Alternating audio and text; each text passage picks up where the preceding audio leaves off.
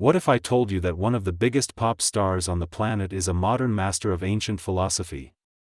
We're going to look beyond the glitter and the fame to decode a different kind of genius. This isn't about celebrity gossip.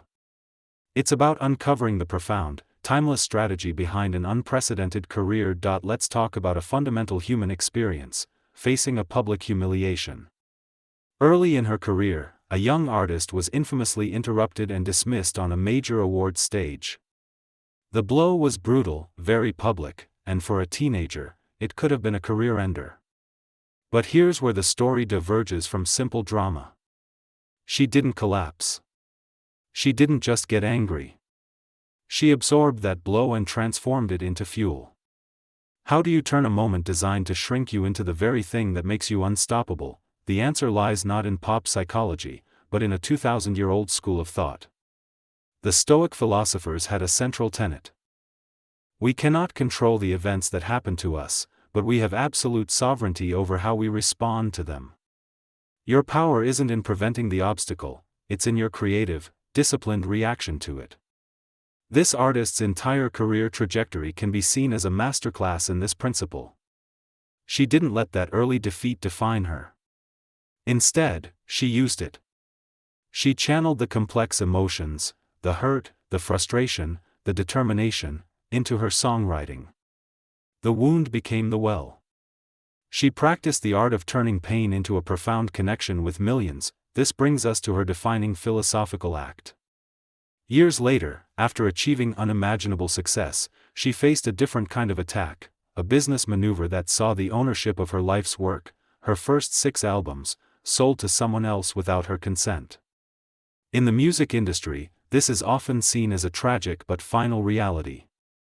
Most artists complain, grieve, and move on. She had every right to do the same. She was already at the pinnacle. Financially secure, critically adored. She could have simply accepted this as a bad chapter and focused on new work, but she saw this not just as a business loss, but as a profound disconnect. Her art, the literal soundtrack to her growth and experiences, was no longer hers.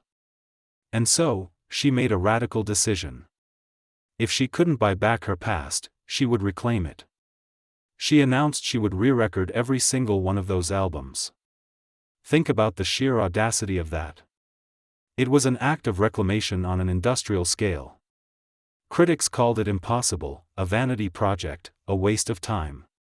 But they missed the point entirely. This wasn't a marketing stunt. It was a philosophical stance. It was the ultimate application of the Stoic focus on what you can control.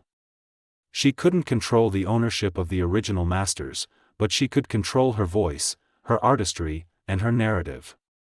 By re-recording, she wasn't just making copies. She was revisiting her past with the wisdom of her present. She was, in a very literal sense, reclaiming her own story. Aristotle might have called this an act of reclaiming one's soul.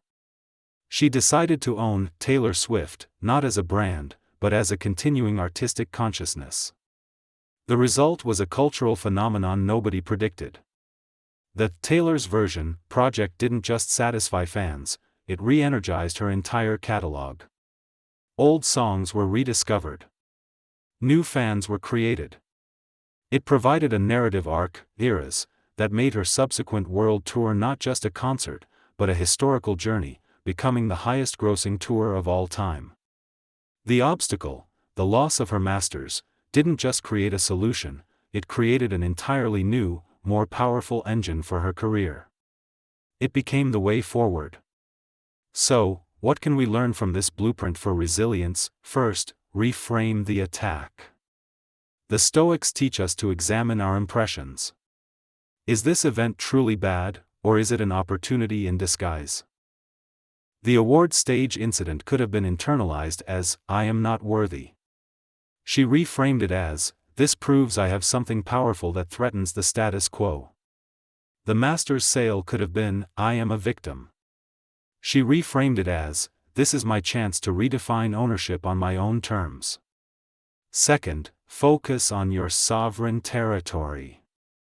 Your absolute control lies in your effort, your attitude, and your actions.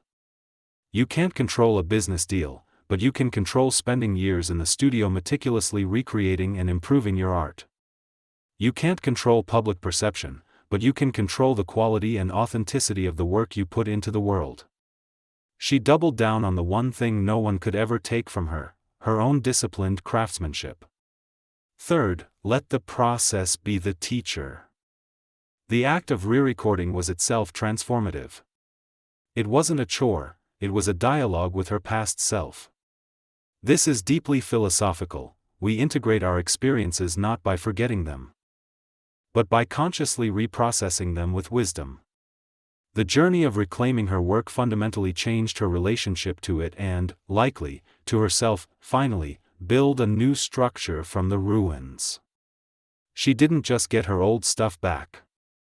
She used the pieces of the broken old deal to build a bigger, stronger, and more authentic empire. The era's concept, the tour, the renewed fan engagement, none of it would have happened at this scale without that initial crisis. The obstacle didn't block the path, it became the path to a higher plateau. This is the stark difference between a reactive life and a creative one.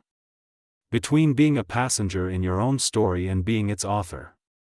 Her story resonates not because she is perfect, but because she embodies a struggle we all know, the fight to own your narrative in a world that constantly tries to write it for you. Philosophy isn't about thinking deep thoughts in silence, it's about the courage to live them out loud, in real time. So, the next time you face a setback, a professional betrayal, a stolen idea, a public embarrassment, ask yourself the Stoic artist's question: is this the end of my story, or is it the raw material for my next chapter?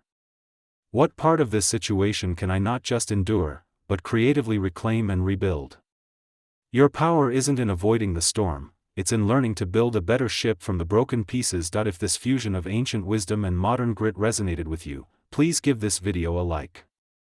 It truly helps Winds of Thought share these ideas with more people. Thank you for watching, and I'll see you in the next one.